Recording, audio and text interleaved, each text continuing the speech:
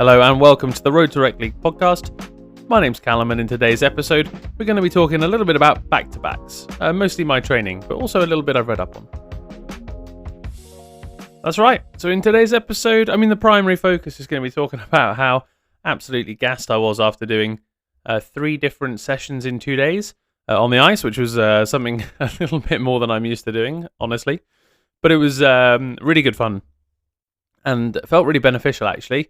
I'm really excited to get back onto the ice tomorrow so that I can kind of gauge where I'm at, see sort of what the benefits were. But yeah, I kind of thought I'd frame it in the context of back-to-backs as well, because the Jets have just come off a back-to-back. It's a talked about thing in hockey generally, the second half of a back-to-back, and I'm probably going to say that word or that phrase so much that it's going to lose its meaning.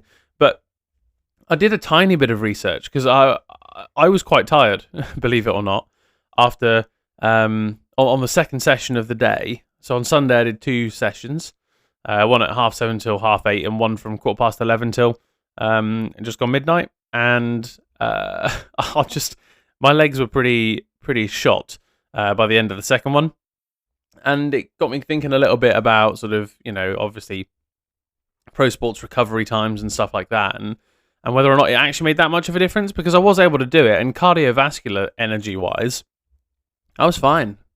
I didn't miss a shift. I maximum energy. I went as far as my legs could take me. But therein lied my weakness, I suppose. But if you've been training and skating for years and years and years, is that really will that likely be a limiting factor for someone's recovery? And that was in the same day as well, not over back-to-back days, and actually then I went out again the next day, and I was okay. Don't get me wrong, the Tuesday I was a little sore, but yeah, got me doing a little bit of research into it, and it turns out from some research that was done around, I think it was the seasons from 2012 to 2017 or something like that, in the NHL, that on average over the course of a full season, a team would lose potentially 2 points from results earned on a back-to-back. So like you basically had something like a 0.06 points per game on a back-to-back or something, or it wasn't a lot essentially. And if you had 10, 15 back-to-backs, you'd start to lose a point or 2 in a year. That's how much it would cost you in terms of of winning. And when you really think about it, at the end of the day, if you're relying on 1 to 2 points, are you likely a cup contender? Good question. Probably not. But I did talk about the last episode, or the one before that, the aggregation of marginal gains, so everything matters, every point matters. But equally, everyone's got that, right? So the difference between the most and the least is probably 1 point. And again, teams have missed out on playoff spots by 1 point. But most teams have to fight the same battle, and it's a real case by case at that point. It's not like you lose, a point per game on that, and therefore if you've got 6 more back-to-backs, you lose 6 points in the standings. That's quite different. But I thought that was quite interesting, because I do question the rhetoric around it. They're professional athletes with teams, teams of medical staff who are perfectly capable of managing a schedule, and you sort of think I managed in my little microcosm, and okay, I wasn't, playing games or competing in quite the same way. But equally, I haven't had the years of training, and I'm certainly less physically fit than an NHL player. So, just makes you wonder. It's an interesting thought exercise, and it's one that sort of leads me into sort of my schedule and my planning of future training as well. Because I've always been a little bit hesitant around doing too much in a short period of time. But I think as long as there's the requisite rest day or 2 afterwards, it's okay. So let's get into talking about some of that training then. So last Sunday, I had a bumper day. Like I said, two sessions in a row actually, and it started with adult learn to play session, which was great. In terms of the level of skill and competitiveness, that's at the lower end of what I'm involved in now, which is brilliant, because it's kind of all I've done up until the last couple of weeks, and it was really, really good for building foundation, and it still is really good because I'm able to work on things more confidently in that space. It's a safe space. There's a lot of learning going on, and a little bit less edge, shall we say, but loads and loads to pick up on. loads of skills to work on, skating to work through. And this was probably one of my favourite sessions so far for a couple of reasons. One, it kind of hit home the progress I've made over the last 4 months. When I was able to be, skating with people who are newer than me or have been here a similar amount of time to me, and I'm keeping up with some of the slightly, better players. I'm not really. I'm hanging on to coattails is probably a better phrase, and desperately trying to keep up, not comfortably keeping up. And skating wise, that's still a weakness. It's quite evident that that's something that's going to just take time for me, I think. But it was really good. So we did a few different types of drills. Excuse me, mostly just a bit of skating, and we worked through a bit of a round robin, I guess, where some of it was 2-on-2 competing drills. We did some I think some slalom work, and we did one of my favourites, which is gladiator style, 2 men enter, 1 man leaves. There's a puck in the middle, two people go after it, and they compete for the puck. And I love one-on-one drills like that. It brings out the best in me, I think. So I really enjoyed that. And then we went into basically 4-on-4 scrimmaging half rink, and that was brilliant because normally we go into a full-size scrimmage, you get fairly limited ice time, and it's don't get me wrong, it's not complaining. It's ice time, and it's competitive enough, and you get a feel for the game. But in terms of puck touches, skating, and making close plays, obviously you don't get an awful lot of that. Whereas in these 4-on-4 half rink scrimmages, where we're able to get the same number of people split in 2, obviously, so it's like 20 on either side. All of a sudden, you're going every other shift, and it was just so much better for quicker, fitter. Like I felt like I was more physically drained at the end of that session because I was able to get more time on the ice, essentially. And loved it, absolutely loved it. I'd have put myself in. I was in the. I guess it felt like it was split by 2 halves, but I was in the slightly, let's say, less advanced group. But comfortable, really comfortable. There was no goalies, empty net stuff, and I must have blocked like 8 shots, which is great. So again, I'm getting myself in shooting lanes, being a nuisance, getting my stick in the way, that sort of stuff. So I'm really enjoying that part of the game still, which is cool, and did plenty of that.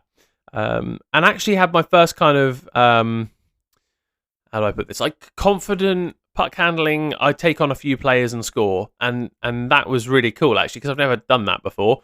And I elevated the puck on a few forehand shots too, which is something else I've really struggled with up until that session actually. So it was really nice to be able to elevate the puck. I didn't quite go bar down; it was just beneath it, but it was really cool to get that kind of release away.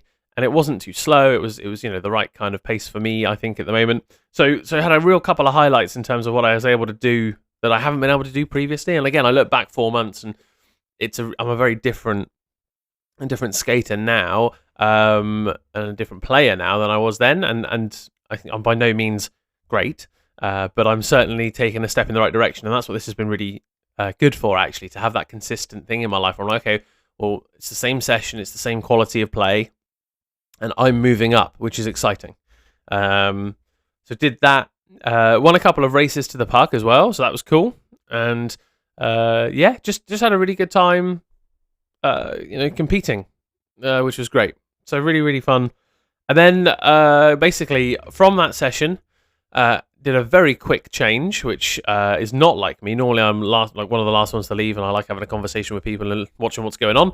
But no, quick change. Hopped in the car, grabbed a protein shake to try and help some recovery, mostly for the next day more than that day. But did that and grabbed a couple of like a Lucozade equivalent, something with some electrolytes just to replenish. And then I hopped in the car and drove an hour and a half to Cardiff to get in like a practice session, like a proper team practice session, which was great. It was bonus ice time, so we ended up doing it's I guess a slightly lighter load in terms of the training, but we did a bit of a general warm up, loosen up, grab a puck, skate around a bit, get loose. We did horseshoes, like neutral zone horseshoes, and then we scrimmed basically, and it was again every other line you were on, which was really cool. So nice to get that kind of constant rolling effort. And it was a really interesting session for me personally, because I'd already come from, an hour of skating that I'd put a lot of effort into, because I'm not one for half-assing it. Like, every minute on the ice counts, so I will make every minute count. So I sort of arrived and I was like, I'm quite sore and I'm a little bit tired, but we'll get, we'll lace up anyway. So enjoyed the horseshoes. That was quite nice, actually. Made a couple of mistakes, but it wasn't too bad. And then, like I say, we went into scrim, and I had a couple of nice plays for me. And you got to remember, like, I'm picking out my silver linings, because I'm in these sessions, in the team sessions, I am far and away the worst skater, and probably have some of the worst hands, and have so much room for growth, clearly, which is great, really exciting. And actually, I think surrounding myself with people who are better than me is helping me no end. I'm seeing what's done, what the art of the possible is, how people approach things, positional play, all the things I craved from the sort of learn to play sessions that I won't be able to get. So awesome that I'm learning what I want to be learning from it, which is great.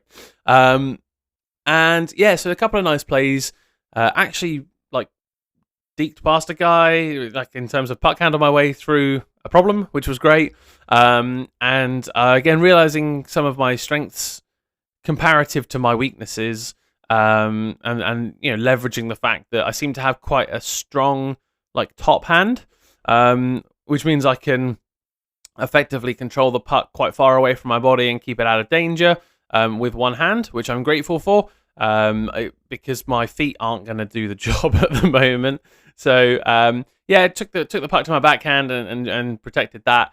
Made a move down the wing, and then I found I did a couple of those kind of things where I was like, actually, I've positioned myself okay. I'm in the right kind of place. I've skated past someone, or I've done something productive, and then I just ran out of legs.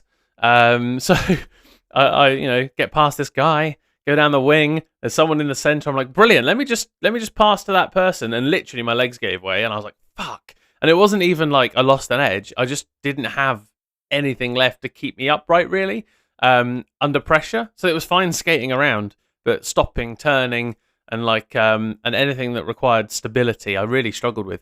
So I managed to get a pass off into the slot, but it was too late. And after I sort of fumbled it a bit from my legs giving way, basically. And that happened twice.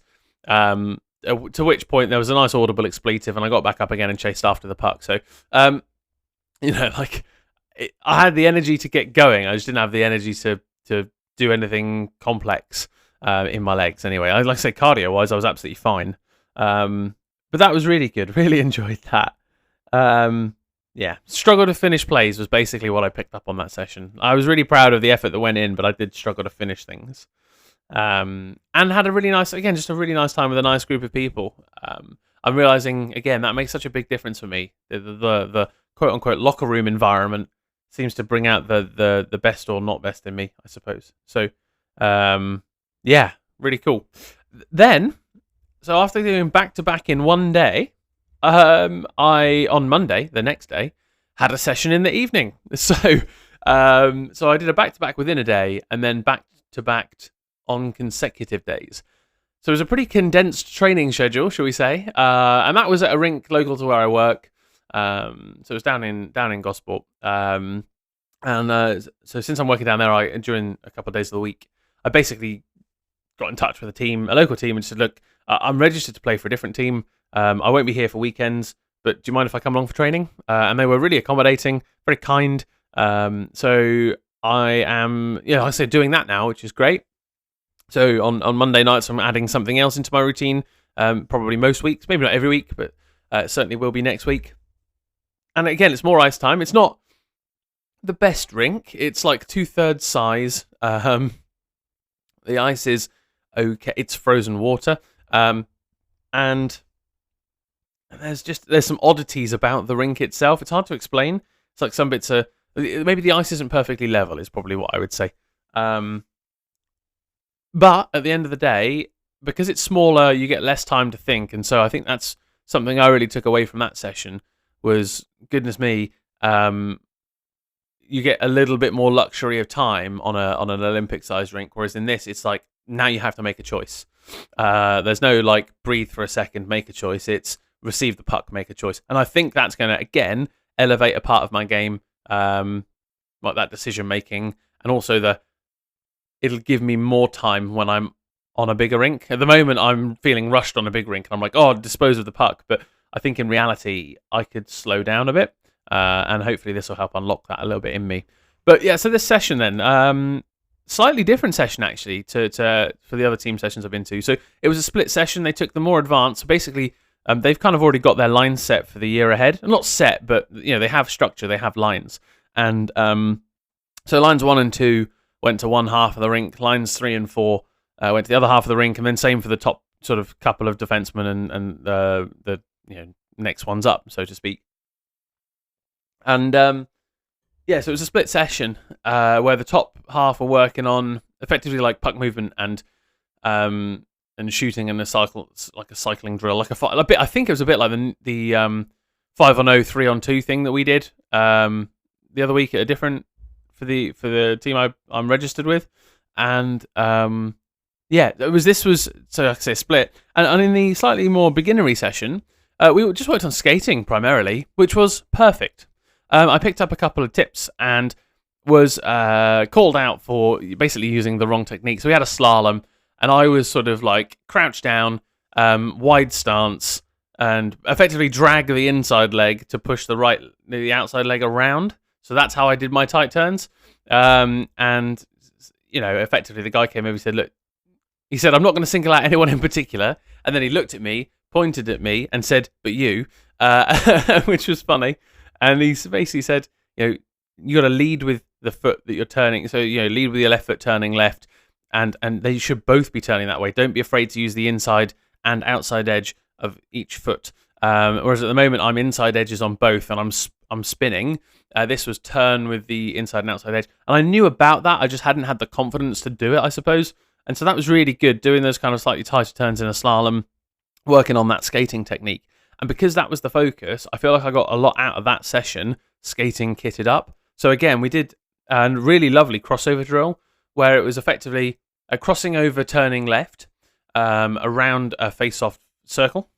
And then when you come back, instead of doing like a figure of 8, you do a sharp stop and turn, and then continue the looped way around. So you're still going turning left around the other face-off circle. And then you come back across, and then you sort of come out of the neutral zone and go back in down the middle, and then you go around the opposite corner right side instead of left side, and you do the same thing with a sharp stop and turn, because basically apparently figure of 8ing is easier, so it's a nice way of getting you to work on doing crossovers, stopping, starting, going the other direction, that sort of stuff. And it was actually really good, and I've never done in full gear crossovers going right, and it was really good. It was good to be able to feel uncomfortable and try something new, and I wish I had more time to do stuff like that, honestly. And it did make me think a little bit about, can I try and sneak into a public skate here and there at a quiet time so I get the opportunity to go to a face-off circle and work on crossovers? Because they're perfect for that. They really are, and it gives you that structure, and I haven't worked on that technique really, and I can feel that being a part of my game that I need to work on continuously. It's just the skating. And the stopping and the starting and the turning, just getting the fundamentals down. I don't need to worry about backwards crossovers and somersaults, whatever. I need to focus on just some of those 3, 4, 5 fundamental skating techniques. And I think that's going to really change how I play, which I'm excited for. But yeah, so it was a really good session for that. We did some quick laps. We did some slaloming with the puck, without the puck. What else did we do? We did stopping both directions, backward skating. It was great, like a really good skating focused session. And then we had I think a half an hour scrim at the end. And again, that was in lines. So their top and second line would face off. Their third and I was put onto the fourth line would face off. And then there was a sort of a fifth rolling line for one side, for the side I was on. That was basically made up of ringers who were really quite good. So they'd end up spending one shift against people who were less good, and one shift against their top line, basically alternating. But it was really, really good to be able to, like I say, get stuck into that and just be welcomed. Even though I'm not registered or going to play for that team, they were very welcoming and having me over to train and learn. So long may that continue. And actually, I almost had an opportunity to go out and skate yesterday. Unfortunately, I had a clash with something else that cropped up. But again, another different team. I just messaged them and said, look, I'm new. Does that matter? And they were like, no, not really. So, um, moral of the story, I've taken on some advice that I think I mentioned in the last episode, which was go and ask and play with as many places as possible, get as much ice time as possible. That's basically my plan. So looking at my schedule ahead, I mean, for next week, I'm really on the fence around. I've got some work functions that are optional, and so I could be skating, like 4 days next week if I wanted to, and I do. So I might well do that. And then the week after is a 4-day week, and the week after that is maybe a 5 or a 6. So I've got some great opportunities to get ice time in the next the next 3 weeks leading up to Christmas. And I just want to maximize those opportunities, really go hard. And then, because I'm approaching, knocking on the door of getting to like 50 hours of ice time now. And I think that's a really nice benchmark, or a nice milestone, or a waypoint, or whatever you want to call it. And I can look again in the next 50 hours of ice time and go, okay, what's changed since then? And it's a long enough block, a few months basically. But yeah. Anyway, still loving it clearly, and getting an awful lot from practice, and very much looking forward to learn to play this evening as well. Should be really good. Okay, so the last bit then, as per, we'll just round off the episode with my 3 thoughts on the Jets. It's been pretty rough being a Jets fan lately. Their record is atrocious. They're not turning up for games, honestly, and there's questionable lineup decisions, shall we say. Yeah, not massively happy with that, but it could be worse. They beat the Preds yesterday, and that was nice. So what am I going to talk about? It's like a reverse shit sandwich, basically, this bit, because normally I like a shit sandwich, good shit, good. This one is the other way around, though. So first things first, they've hardly put in a full 60. Now I think the Nashville game was a bit better. I'll be honest, I missed bits of the second and third period yesterday because I was extremely tired. But the other games during the week, Carolina, Washington, there were whole periods of time with no effort, seemingly, or no structure. They haven't pulled together that full 60 minutes, really, and it's frustrating to watch when you know what they're capable of from last year. I mean, okay, there's no Ehlers, but the drop-off has been significant, and yeah, I mean, he's a big part of that. I fully believe that. But by the same token, it's like some guys need to step up, don't they? And yeah, I just feel like every now and again they lack focus or lack concentration, and it's costing them defensively.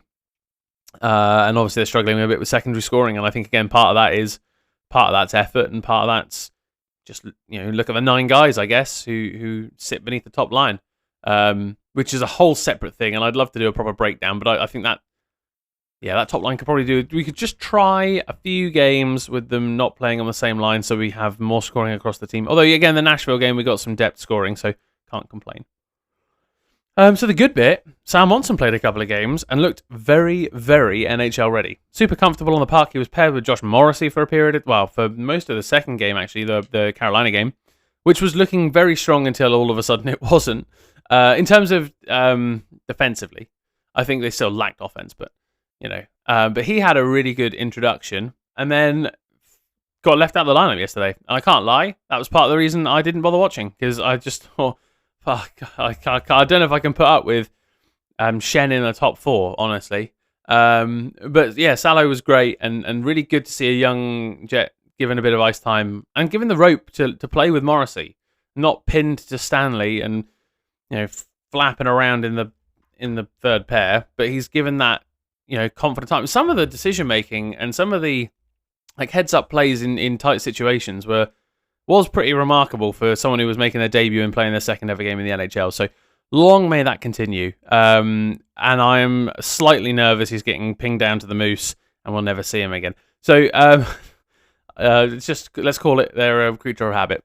But really, really positive showings. And I think the coach's words were positive. His effort was positive. And if he doesn't break into the lineup this year, which he fully deserves to, honestly, you look at whose contracts are expiring at the end of this year, and he's got to be on the roster next year. But realistically, they should be trading Chen and keeping Salo in the lineup at all costs. And if you don't want to trade Chen, waive him. honestly, like it's not going to be that bad. Right. Okay. So that's it for that one. Unfortunately, that's the good part of this over. And the second part was an interesting graphic. I think it was on the Sportsnet broadcast. Winnipeg, oldest team in the league and slowest team in the league. They have their 32nd of 32 for speed bursts. I think it was like up to 20 miles an hour. Their 30th of 32 for the next bracket up, and I think the 16th for the bracket up after that. So pretty atrocious foot speed, and they are the oldest team in the league.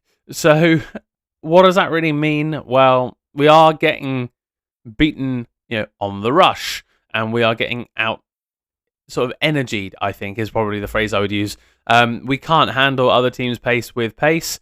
So if we're not really tight on our structure and playing in their zone and cycling the park and getting off really good opportunities, good scoring opportunities, we're made to look a little bit silly. So bit of a shame. You got some good speed, and you put Sam Watson in there, an excellent skater. You maybe give one of the kids a bit more runway. I think I'd have liked to have seen a little bit more of Lambert, but he wasn't perfect. Don't get me wrong, but by the same token, was he drastically worse? And would it have been good to give him a bit of runway? Maybe, probably. So we're just lacking that speed. And again, no Ehlers. He's been replaced with 37-year-old, a 36-year-old, and someone in their early 30s who's never a burner anyway. So you think about the additions, they've not exactly been fast. And Kepke, who's pretty quick, has been left out of the lineup a couple of games. So I don't know, where that team speed's coming from necessarily. But so I mean, again, not to end on a doom and gloom note, they did win, so I'm grateful for that at least. I mean, they lost 4 in a row, but to pick up the win against Nashville was nice. Long may that continue. And we'll see how the rest of the games go over the next week. But yeah, that's it really. So just lots to look forward to for myself in terms of ice time and the space to focus on getting better. And I'm just, again, thoroughly enjoying it, loving just throwing myself into it. And what's been really nice is the warm welcome I've had from other teams as well. Just being allowed to be involved, not getting this weird, cliquey, no, you're not welcome kind of environment, which, in some ways is fully justified if I play for a different team. But since I'm not in the lineup for that other team, I don't feel too, it doesn't feel too bad. But anyway, that's it. That's it for this episode. Thanks ever so much for listening. The usual like, comment, subscribe stuff. I think you can do the same on Spotify and on YouTube. And yeah, until next time, have a lovely day, and bye for now.